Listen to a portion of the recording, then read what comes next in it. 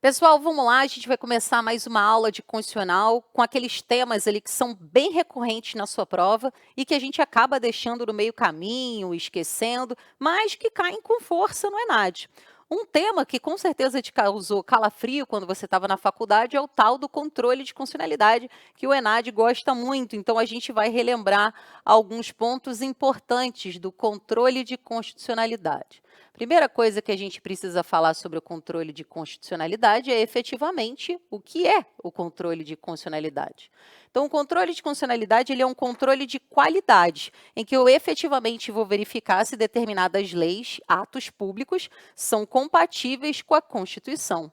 Dessa forma, eu mantenho a supremacia da Constituição, porque toda vez que eu tiver um ato incompatível com ela, ele vai ser expurgado para fora do ordenamento jurídico. Tá?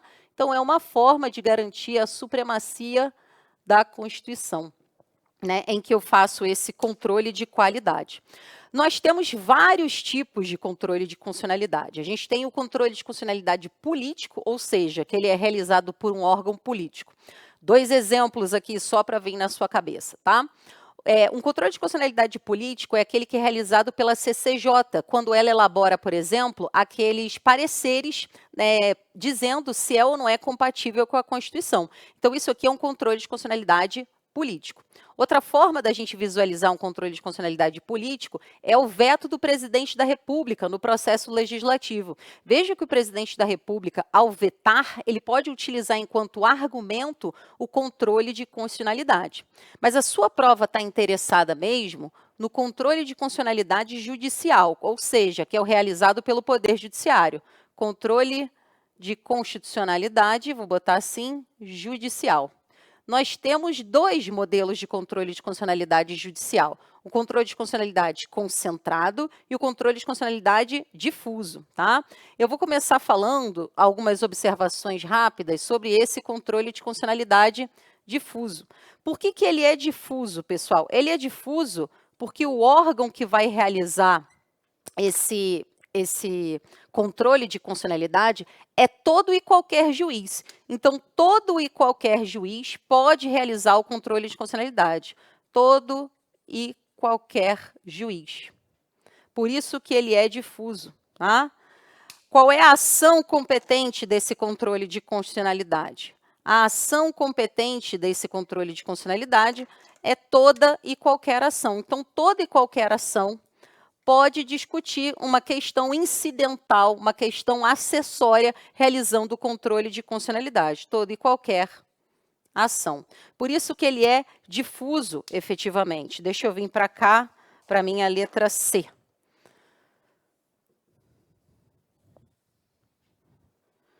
Qual é o objeto, pessoal? O objeto é o caso concreto. Né? Então, na verdade, você entrou com habeas corpus, que está fazendo como um argumento ali um controle de constitucionalidade. Mas o teu objetivo primordial é o quê? Garantir a liberdade. Tá? Então, o objeto é o caso concreto. Quais são os efeitos da decisão do controle de constitucionalidade difuso? Os efeitos do controle de constitucionalidade difuso é o efeito inter partes, ou seja, entre as partes do processo, e o efeito ex tunc. Lembra lá que o efeito ex tunc é aquele que bate na testa, vai para trás. O efeito ex tunc é o efeito retroativo. Tá? Ele traz aqui para a gente o efeito retroativo. Bom, isso é o controle de constitucionalidade judicial passando assim com esse grande voo na superfície. O que nos interessa mesmo, e é que a sua prova tem especial atenção, é quando a gente está falando sobre o controle de constitucionalidade concentrado. Então, vamos lá. Controle de constitucionalidade judicial, vou botar todos os nomes dele. Concentrado, abstrato e principal. Tá? Então, vamos lá. qual é o órgão que realiza efetivamente, qual é o órgão competente para realizar esse controle de constitucionalidade? O controle de constitucionalidade ele vai ser realizado pelo Supremo Tribunal Federal, ele é o Tribunal Constitucional. Mas ele é o Tribunal Constitucional quando a gente está falando da Constituição Federal. Lembrem-se que a gente pode ter um controle de constitucionalidade a nível estadual, tá? O controle de constitucionalidade a nível estadual, ele vai ser realizado pelo TJ de cada estado. Então, só para chamar a atenção ali, quando você pensa nessa questão do controle de constitucionalidade, o TJ também pode atuar enquanto um órgão competente. Quais são as ações, efetivamente, do controle de constitucionalidade concentrado, abstrato e principal? Vamos lá, a gente tem a ADI, Ação Direta de Inconstitucionalidade, a gente tem a ADC, Ação Declaratória de Constitucionalidade, a gente tem a ADO, Ação Direta de Inconstitucionalidade por Omissão, e a gente tem a ADPF, Arguição de Descumprimento de Preceito Fundamental. Depois, a gente tem o objeto. Qual é o objeto, pessoal? O objeto é análise em abstrato. É o caso em tese. Como assim? No controle de constitucionalidade concentrado, a gente não está discutindo o caso de ninguém. A gente efetivamente está falando sobre a supremacia da Constituição. Veja que no controle de constitucionalidade judicial, a gente está falando sobre o caso do Pedrinho, a gente está falando sobre o caso do Isaías. Agora, no controle de constitucionalidade concentrado, a gente efetivamente está fazendo esse teste de comparação. Pensem, por exemplo, a ADPF 442, ela fala sobre a possível descriminalização do aborto até a 12ª semana. Quando ele faz efetivamente essa discussão, ele não está discutindo o caso da fulana ou da beltrana. É um debate em abstrato, não é o caso de ninguém. É nesse sentido que eu quis chamar a sua atenção, e é por isso que ele é chamado aqui de abstrato, porque ele não é o caso efetivamente de ninguém, é um debate em tese mesmo, tá? E agora, a gente vai falar dos efeitos dessa decisão. Os efeitos dessa decisão. Essa decisão, pessoal, ela tem efeito erga omnes, ou seja, contra todos. Essa decisão também vai ter efeito vinculante. E aqui cabe a gente relembrar antes o que é o efeito vinculante. O efeito vinculante é aquela interpretação que passa a ser o quê? Obrigatória. E obrigatória para quem? Ela é obrigatória para o Poder Judiciário, assim como ela é obrigatória para a administração pública direta e indireta, tá? Então, esses aqui estão vinculados com o efeito dessa decisão do Supremo Tribunal Federal. Quem não está vinculado, pessoal? Não está vinculado o próprio Supremo Tribunal Federal, assim como o Poder Legislativo. É por isso, inclusive, que a gente não tem ali a última palavra como o Supremo Tribunal Federal. Se o Supremo dá uma decisão que ele se excede, o Poder Legislativo ele pode ir lá e, de uma certa forma, vamos dizer assim, de forma vulgar, derrubar essa decisão do Supremo, é o que a gente chama de efeito backlash, que foi o que aconteceu, por exemplo, no debate da vaquejada. Vamos lembrar rapidinho o debate da vaquejada. No primeiro momento, o Supremo Tribunal Federal, no meio do julgamento de uma ação direta de inconstitucionalidade, entendeu que a vaquejada promovia crueldade contra os animais. Então, ele declarou determinada lei que autorizava a vaquejada inconstitucional, e aí a gente entendia vaquejada enquanto essa perspectiva da crueldade. Só que aí, pessoal, o Poder Legislativo elaborou uma emenda constitucional. Ele introduziu no artigo 225, parágrafo 7º da Constituição Federal, que é possível eu ter algumas questões com os animais, desde que eles tenham ali um envolvimento com uma questão cultural, efetivamente tradicional de determinada cultura, que é exatamente a ideia da vaquejada. Perceba, então, que quando o Poder Legislativo elabora essa PEC, ele está dando uma resposta direta para o Poder Judiciário, né? Ele bota para sossegar essa decisão, e isso é totalmente possível porque ele não está incorporado nesse efeito vinculante, tá? Então, ele é erga omnes, ele é vinculante e ele é o efeito ex tunc, ou seja, ele é retroativo. bate na testa e vai para trás. Só que aqui a gente tem que fazer uma observação, pessoal. Qual é a observação?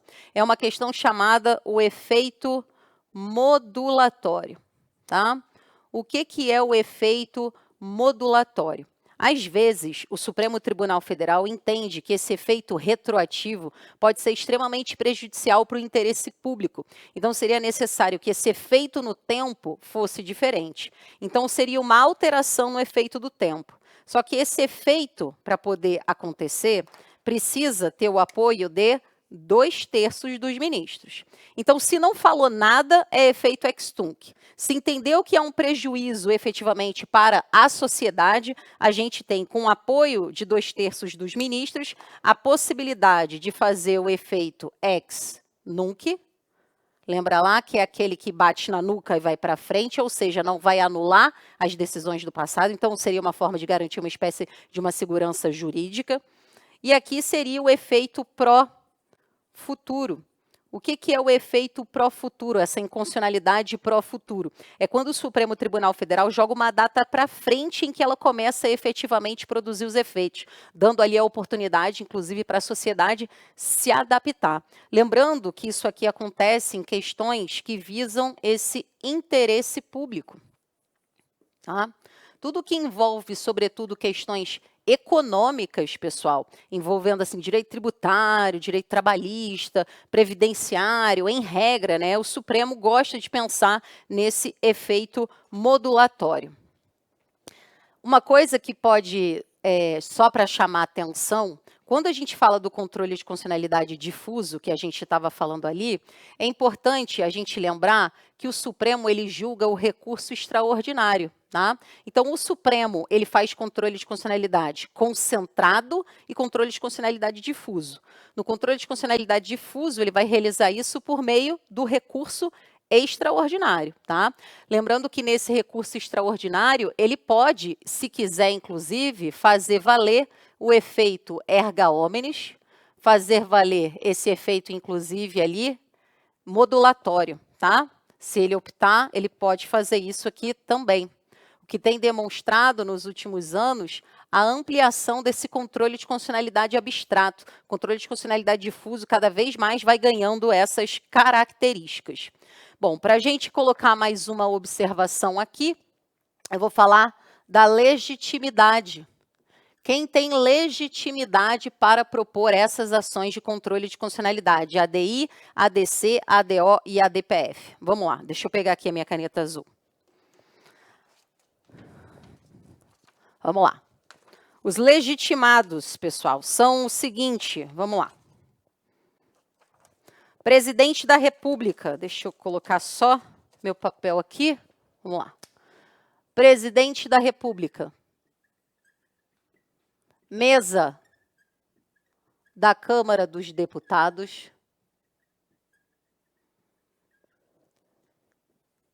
Mesa do Senado Federal.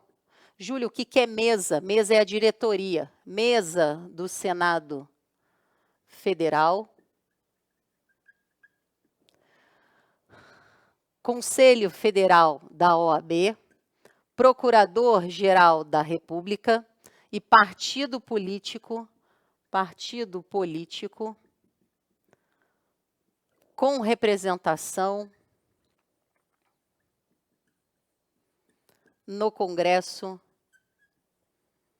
Nacional. Tá? A gente tem ainda, já vou te explicar porque eu estou separando esses dois, governador, mesa das assembleias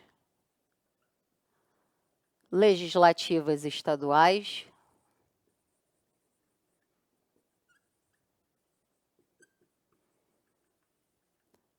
sindicato,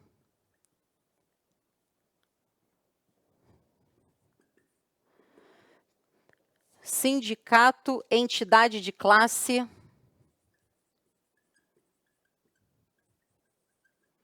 e confederação sindical. Vamos lá, só para ficar a palavra aqui certinha, tá? Por que eu separei esses dois? Para te chamar a atenção o seguinte, isso aqui, pessoal, é o que a gente chama de legitimados universal.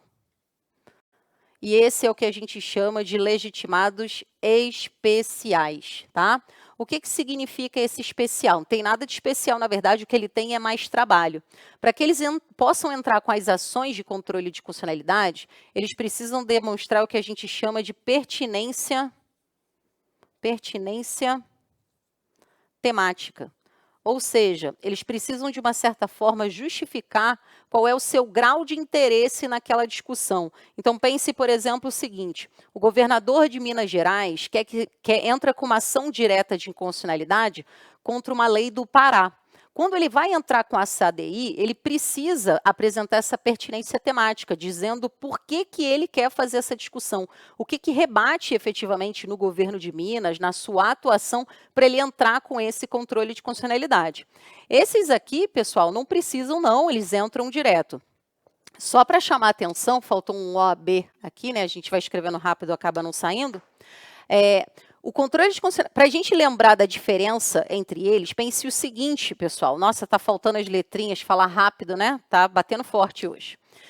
Esses aqui, eles percebam que eles têm um alcance a nível federal, presidente, mesa da Câmara dos Deputados, tá? Enquanto efetivamente os daqui de baixo têm uma atuação um pouco mais restrita. É por isso que eles precisam demonstrar essa pertinência temática, tá? A gente não precisa chegar a nível de detalhe na ação direta das ações de controle de constitucionalidade, mas a gente poderia dizer o seguinte rápido, né? A ação direta de constitucionalidade, ela visa fazer o quê, pessoal? Declarar uma lei, né, estadual e federal inconstitucional. O que é ação declaratória de constitucionalidade? Ela quer confirmar a constitucionalidade efetivamente de uma lei. Eu tenho ali um conflito judicial e eu entro com uma ação no Supremo Tribunal Federal para que ele resolva se, afinal de contas, essa lei é ou não é constitucional. A ADO, ação direta de inconstitucionalidade por omissão, é quando eu estou denunciando uma omissão inconstitucional, a ausência de uma norma regulamentadora da Constituição. É o caso que aconteceu com a licença paternidade, por exemplo, em que a Constituição fala que a licença paternidade é de 5 dias, enquanto não houver a lei. Cadê a lei? Entraram com ação direta de inconstitucionalidade no intuito ali de fazer valer o direito da licença paternidade e a ADPF, que tem essa característica residual. Tudo aquilo que você não conseguir resolver com essas outras ações, sobra para a ADPF. Ela tem essa característica da subsidiariedade. O que sobra, fica para ela. Tá bom? Então, vamos lá agora para as questões, que a gente deu um grande voo na superfície, para a gente ver ali o que a gente pode fazer. Então, vamos lá. Ação direta de inconstitucionalidade é instrumento de controle concentrado e produz efeito erga omnes vinculante por força de disciplina constitucional. Está certíssimo, exatamente como a gente acabou de ver. Concentrado e produz efeito inter partes ex tunc por força da disciplina legal. Veja, não tinha nem como você marcar a primeira e essa, né? Vejam que uma é a antítese da outra. A ação direta de constitucionalidade é instrumento de controle difuso ou concentrado, já está errado, né? Então, aqui a gente já nem precisa ver. E produz efeito interparte. Meu Deus, é tão errado que os meus olhos de constitucionalista não conseguem terminar de ler essa questão, tá? Meu Deus, vamos lá. Concentrado e pode produzir o efeito ex nunc ou ex tunc, conforme disciplina legal, que é exatamente ali o que eu falei para vocês do efeito modulatório. A princípio, eu posso ter o efeito ex tunc, na verdade, eu tenho o efeito ex tunc, mas se eu tiver uma justificativa de interesse nacional, eu posso modular esse efeito. Então, só me sobra efetivamente a letra B. Vamos para a nossa próxima questão. Montesquieu, na sua clássica obra O Espírito das Leis, elaborou a ideia de separação dos poderes, com base na experiência política inglesa. Esse princípio presente na Constituição brasileira, sob a forma de cláusula pétrea, consiste na absoluta e necessária independência dos poderes, de modo que apenas o Poder Judiciário possa fiscalizar os demais. Vejam que isso aqui é totalmente absurdo, né, pessoal? O que a gente está falando aqui é apesar dessa independência, eles têm harmonia, é check and balance, inclusive a ideia é que um fiscalize o outro. Apesar do controle de constitucionalidade deixar muito evidente essa atuação do Poder Judiciário em relação à atuação dos outros poderes, a gente também tem efetivamente uma troca ali com o Poder Legislativo e o Poder Executivo. Lembrem-se, por exemplo, as CPIs que podem ser produzidas pelo próprio Poder Legislativo, que é essa forma ali de fiscalização, tá bem? Então, vamos lá. A gente já não pode mais marcar o inciso, primeiro. Vamos ver o segundo. No esquema de independência equilibrada entre os poderes, que constitui o sistema de feios e contrapesos, tá? Então, a gente vem para cá. No regime presidencialista, já que o parlamentarismo, chefe do executivo, é determinado pelo poder legislativo e, portanto, não há separação entre os poderes. Meu Deus, gente, é só lembrar aqui, inclusive, da Inglaterra, que tem essa participação do parlamentarismo e sedimenta efetivamente a ideia da separação dos poderes. Tá? Acho que a gente, às vezes, pode resolver por casos concretos, a gente não precisa efetivamente, às vezes, ir só para a teoria. Vamos lá. Na atribuição das diversas competências do Estado a cada um dos poderes. Beleza, que maravilha. O que só nos sobra, a letra C. Veja que se você tivesse na dúvida, a gente ia ficar com a 2, com a C e com a D. Como não tem como marcar essa aqui, a gente é empurrado efetivamente para outra questão, tá bom? Então, vamos lá. ADI e princípio da razoabilidade. A ação direta de inconstitucionalidade, que obriga os estabelecimentos que comercializam o gás liquefeito do petróleo a pesarem à vista do consumidor os botijões ou cilindros entregues ou recebidos por substituição com abatimento proporcional do preço do produto ante a eventual verificação de diferença, a menor entre o conteúdo e a quantidade líquida especificada no recipiente. Inconstitucionalidade formal, por ofensa à competência privativa da União para legislar sobre o tema, violação ao princípio da proporcionalidade e da razoabilidade das leis restritivas do direito, ação julgada procedente. Então, vamos ver lá. A Confederação Nacional de Comércio é um legitimado universal no controle concentrado de constitucionalidade. Vejam aqui, pessoal, eu não posso dizer que a Confederação ela tem essa legitimidade universal. Lembra que eu falei, como é uma confederação, ele tem essa legitimidade o quê? Especial. E ele precisa demonstrar pertinência temática. Lembra que eu falei que, inclusive, é aqueles que têm uma atuação ampla, efetivamente, no território. Aqui não é que ele não tem uma atuação ampla, mas é uma questão de definição temática. A restrição de interesse aqui é pelo tema que ele está envolvido. Vamos lá. Inciso 2º. A lei indicada violará supostamente o princípio da razoabilidade na medida em que não haja adequação entre o fim perseguido e o instrumento ou meio empregado. À medida que não seja exigível ou necessária, havendo meio alternativo para chegar ao mesmo resultado com menor ônus a um direito individual.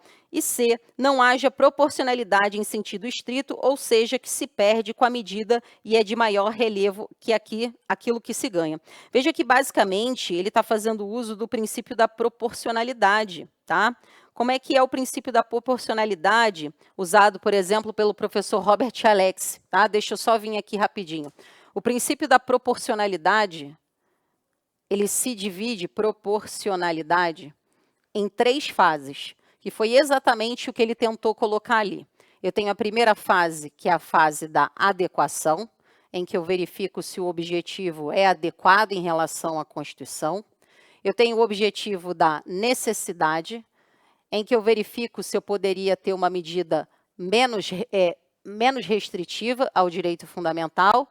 E, por fim, o princípio da proporcionalidade em sentido estrito. Então, na verdade, ele está dizendo que o fundamento é resolvido por esse princípio da proporcionalidade, tá? Então, só para a gente ver aqui e organizar e lembrar na sua cabeça, tá bem? Então, só nos sobra a letra D. Vamos, então, para mais uma questão. O princípio da ampla defesa está previsto no título dos Direitos e das Garantias Fundamentais da Constituição Federal, de 1988, mais precisamente no capítulo referente aos direitos e deveres individuais e coletivos. Textualmente, a Constituição prescreve que os litigantes em processo judicial ou administrativo, aos acusados em geral, são assegurados o contraditório e a ampla defesa, com os meios e recursos a ela inerentes. Por ampla defesa, deve-se compreender a defesa assegurada na medida necessária e suficiente, com a disposição de instrumentos e recursos para o sujeito poder de fato e de direito, em contraditório e democraticamente, atuar na consecução dos seus interesses. Inciso 1º. Em enunciado de súmula vinculante, considerando o texto apresentado e tendo como premissa a aplicação dos comandos constitucionais, especialmente no que concerne ao direito fundamental da ampla defesa, avalie as afirmações a seguir. Em enunciado de súmula vinculante, o STF sedimentou ser inconstitucional a exigência de garantia prévia para poder recorrer na esfera administrativa, o que está de acordo com o comando da Constituição, que assegura a todos o direito de exercer ampla defesa no processo administrativo tributário. Correto, pessoal? Eu não posso ali fazer essa exigência de garantia prévia, porque senão ali eu estou dificultando efetivamente o acesso à justiça e à ampla defesa. Então, ele está correto nessa observação. Deixa eu colocar aqui, ó. O STF faz observar os comandos constitucionais da ampla defesa no processo judicial tributário ao reputar como inconstitucional, em enunciado de súmula vinculante, a exigência do depósito prévio como requisito de admissibilidade da ação judicial na qual se pretende discutir a exigibilidade do crédito tributário. Vejam como é semelhante, inclusive, ao primeiro, tá? De novo ali, essa triagem, efetivamente, de quem pode ou não pode acessar o sistema de justiça.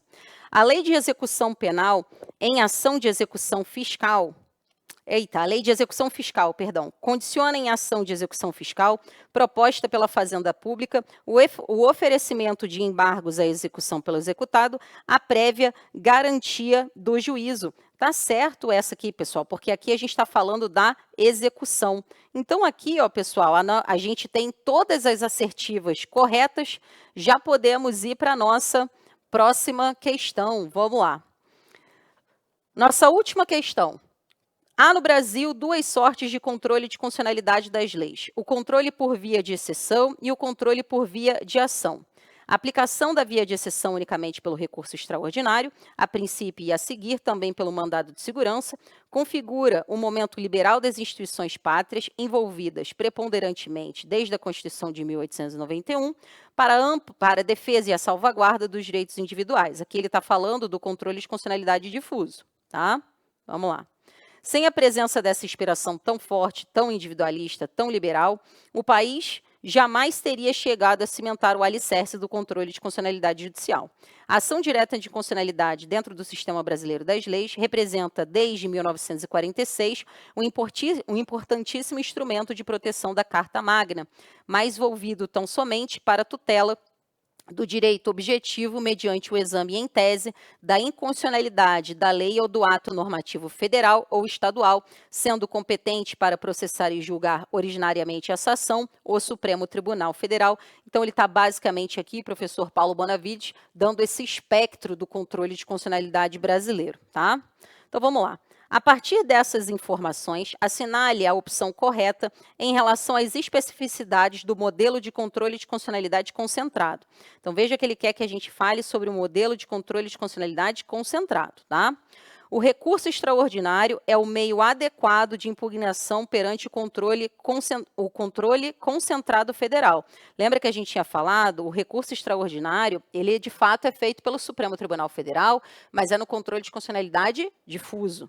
Os Estados-membros da Federação não têm prerrogativa para exercer o controle de constitucionalidade. Está errado, né, pessoal? Quando a gente viu ali, a gente tem o governador, a mesa das assembleias legislativas estaduais, a única questão ali é que é a pertinência temática. As decisões do Supremo Tribunal Federal são condicionadas à causa de pedir, devendo nelas ser apontado o fundamento constitucional violado. A gente não tem efetivamente essa exigência. Os efeitos dados às decisões desse modelo de controle são erga omnes e, consequentemente, geram súmulas vinculantes. Não gera nenhuma súmula vinculante, só gera uma decisão vinculante. Os efeitos dados às decisões desse modelo de controle são ex tunc, em regra, podendo ser modulados em razão do interesse público. Que linda a questão e a forma como a letra E foi colocada. Bom, pessoal, a gente conseguiu dar um grande voo na superfície sobre o controle de constitucionalidade. Veja que é uma questão bem querida ali para a OAB, acho que para a OAB e para a ENAD, né? Acho que todo mundo adora o controle de constitucionalidade. Então, encerramos por aqui.